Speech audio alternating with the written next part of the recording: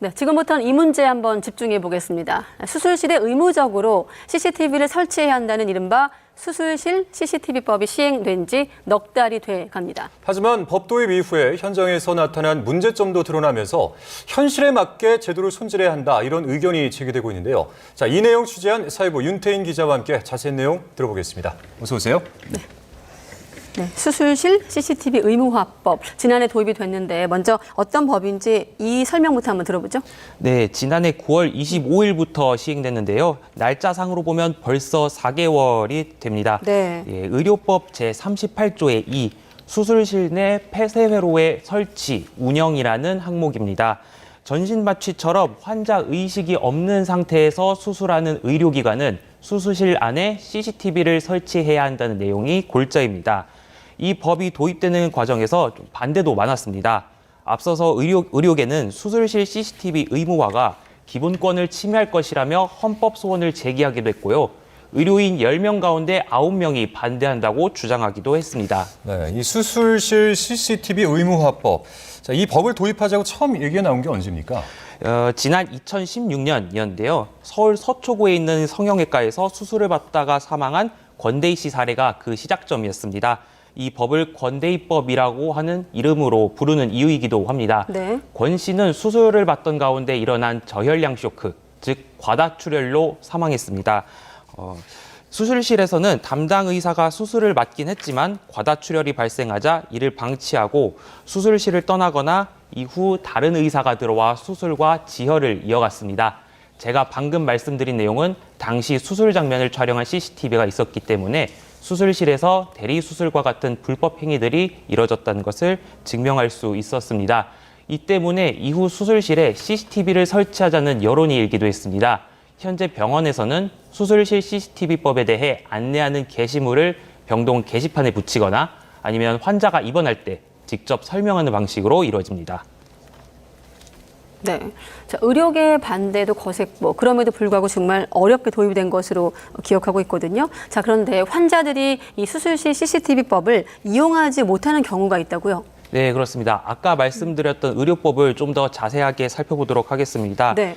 의료법 제38조의 2, 제2항을 보면 환자 측이 요청하는 경우 의료인은 전신마취 등으로 환자의 의식이 없는 상태에서 수술하는 장면을 CCTV로 촬영해야 한다고 나옵니다. 예. 다시 말해서 수술 전에 요청하지 않으면 녹화하지 않아도 문제가 되지 않는다는 겁니다. 그렇다고 수술 장면 녹화를 미리 요청해야 한다는 점을 의료기관에서 직접 말로 안내를 할 의무도 없습니다.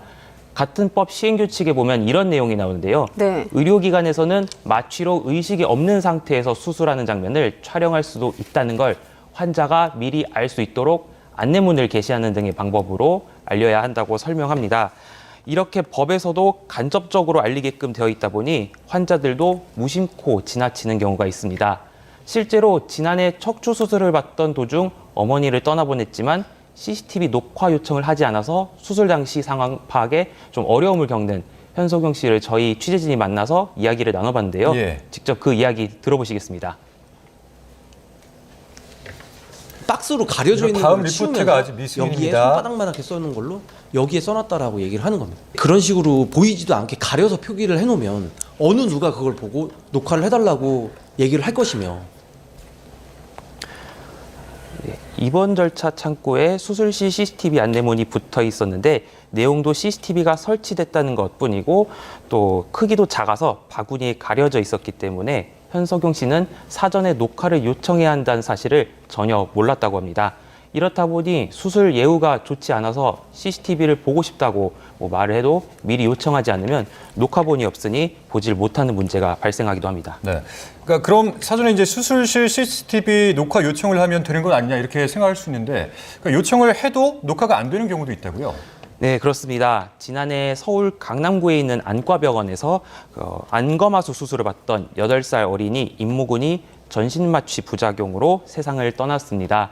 악성 고열증이라고 하는 체온이 빠른 시간에 급격하게 올라서 몸에 무리가 오는 건데요. 임군의 부모는 당시 수술실에서 악성 고열증 초기 대응이 잘 이뤄졌는지 등을 알고 싶었습니다. 하지만 저희 취재진이 임군의 아버지와 이야기를 나눠봤는데요. 수술에 들어가기 전부터 안내를 받아서 CCTV 녹화 의사도 밝혔지만 실제로 녹화본을 봐줄 수는 없었습니다. 그 사정도 직접 들어보시겠습니다. 행정실 부장님께서 처음으로 그때 이제 CCTV 영상 녹화가 되지 않았다는 이야기를 처음으로 이제 언급을 하셨습니다. 당일만 되지 않은 게 아니라 한 2달 정도 녹화가 되지 않았다라는 얘기를 또 얘기가 바뀌었죠. 결국 임 씨는 해당 병원을 경찰에 고발했고 지금은 수사가 이뤄지고 있습니다. 네, 알겠습니다. 그리고 조금 전에 우리 정진영과 좀 기사를 좀 확인하는 내용이 음성을 타고 좀 흘러갔는데 혹시 놀라셨다면 양해 말씀드리고 꼼꼼하게 좀 챙기느라 하는 과정이 좀 나갔습니다. 자, 현실과 좀 동떨어진 점이 보이는데 게다가 병원 측에서 문제가 생겼을 때 고의로 CCTV를 없앤다고 해도 큰 문제가 되지 않는다고요? 네, 그렇습니다. 만약에 수술실에 CCTV를 설치하지 않거나 혹은 촬영 의무를 위반한 의료기관에 대해서 처벌 수위가 약한 것으로 저희가 파악이 됐습니다. 벌금 500만 원이 부과되는 건데요.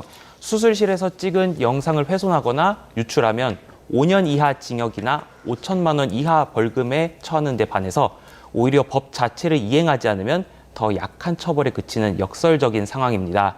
어떻게 보면 병원 입장에서도 정말 잘못이 있었다고 가정한다면 그것이 알려져 타격을 입는 것보다 벌금을 내고 마는 것이 더 나은 상황이 생길 수도 있는 겁니다. 그러면 뭐 녹화까지 잘 됐다면 환자 쪽에서 만약에 요청을 했을 때 자유롭게 이 CCTV를 볼 수는 있는 겁니까? 꼭 그렇지는 않습니다. 왜냐하면 수술실에 들어가 있었던 의료진 모두의 동의가 필요하기 때문입니다. 이 점에서 30일로 정해진 CCTV 녹화본의 보관 기간이 짧다는 지적이 나옵니다. 수술 과정에서 의료진 여러 명이 참여했다면 동의를 받는 시간에도 긴 시간이 걸리는데요. 또 수술 이후 경과를 지켜보면서 30일이 지날 가능성이 있어서 최초 보관 기간이 90일은 되어야 하지 않느냐 이런 주장도 나옵니다. 네, 윤 기자가 취재한 내용을 쭉 들어보니까 참 이 법에 대해서 여러모로 좀 불만의 목소리도 나올 법하고 보완도 좀 필요해 보이는데 현실에 맞게 좀 법을 개정해야 되는 이런 목소리가 나올 법해요? 네, 맞습니다. 아까 제가 이제 말씀드린 것처럼 병원에서도 또 요 법을 다루는데 좀 어려움, 애로사항 같은 거를 이제 겪곤 합니다. 법을 따라서 내부에 안내문을 게시해도 어디까지나 이게 간접적인 안내이기 때문에 수술 중에 안 좋은 일이 생기면 언제 사전에 녹화 요청을 받았냐 하면서 병원과 환자가 분쟁에 휘말릴 수도 있는 가능성이 있는 겁니다. 이미 병원에 있는 환자 측에서도 법에 미흡한 점이 있어서 현실적으로 법을 바꿔야 하지 않느냐 이런 주장이 제기되고 있는데요. 이 내용 직접 들어보시겠습니다. 촬영을 거부할 수 있는 예외 사유가 너무 넓고요. 촬영한 영상을 또 활용하는 것도 굉장히 제한되어 있고 굉장히 환자들이 활용하는데 제한이 될 수밖에 없는 상황이라서 현장의 환자들은 불만이 많은 상황입니다. 네, 이 법이 도입된 게 사실 수술실에서 발생할 수 있는 그런 사고들을 좀 막기 위해 도입된 것 아니겠습니까? 앞으로도 좀 개선이 필요하다면 그 과정까지 우리가 좀 주목할 필요가 있어 보입니다. 사회부 윤태인 기자였습니다. 수고했습니다.